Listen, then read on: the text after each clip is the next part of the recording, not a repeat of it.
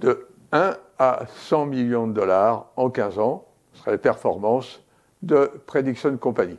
1 million initial, c'est qu'une estimation, je n'ai pas les chiffres exacts. Alors, Prediction Company a été créée en 1991 par Doyne Farmer, un mathématicien, avec quelques partenaires. Et ils ont développé une technique permettant d'anticiper sur l'évolution des marchés.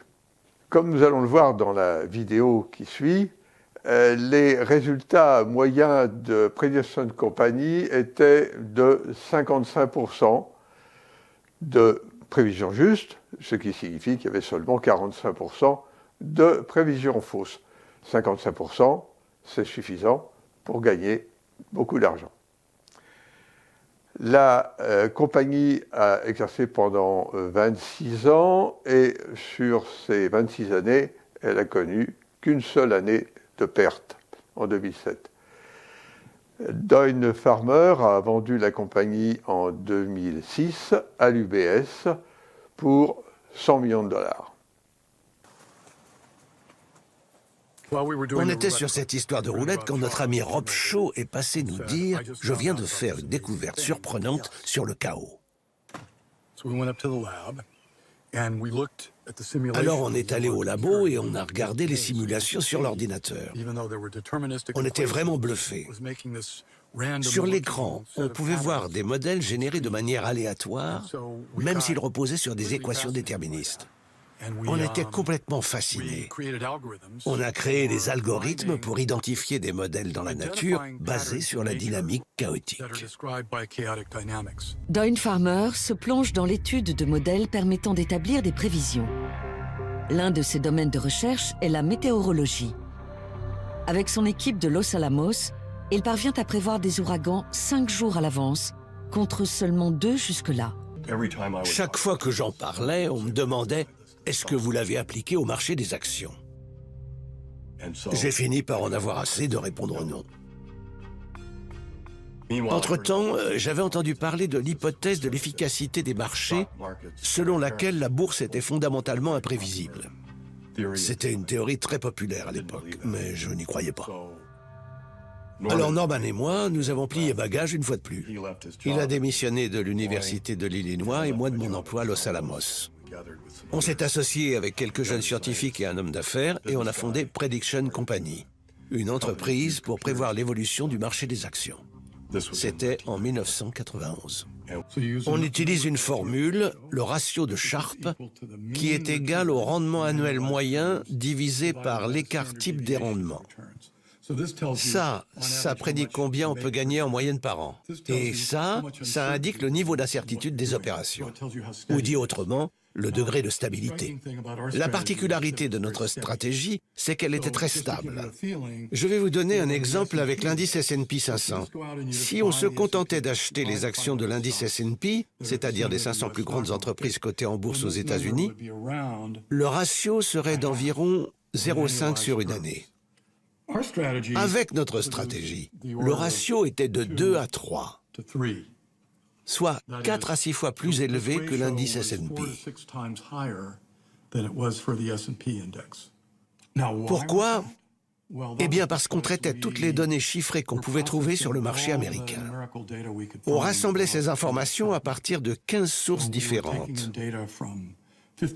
On les analysait de manière approfondie et on faisait des paris sur la base de modèles qu'on établissait en étudiant les données historiques sur 20 ans.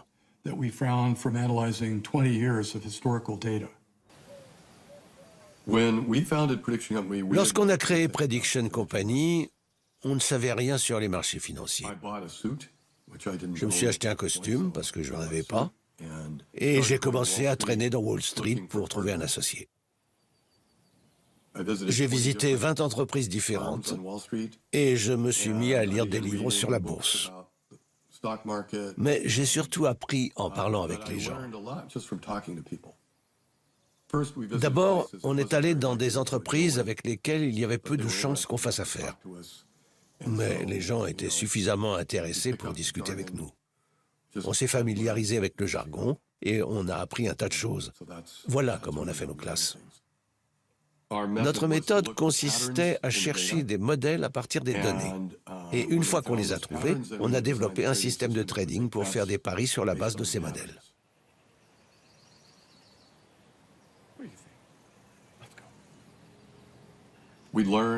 On avait tiré quelques leçons de notre expérience au laboratoire. L'une d'elles était qu'il fallait miser gros. Pour élaborer un modèle de prévision efficace, on n'a pas vraiment besoin de pronostics infaillibles. Si on tape dans le mille dans 55% des cas et qu'on fait suffisamment de paris, on peut réaliser pas mal de profits. Il nous a fallu environ 5 ans pour mettre au point un système qui fonctionne en continu. Mais une fois qu'on y est arrivé, ça a très bien marché. Ensuite, Prediction Company a opéré pendant une vingtaine d'années à la bourse. Même si moi, je suis parti en 1999. Mon objectif initial était de consacrer 5 ans à ce projet et de gagner un peu d'argent pour revenir ensuite à la recherche scientifique. Je suis finalement resté 8 ans.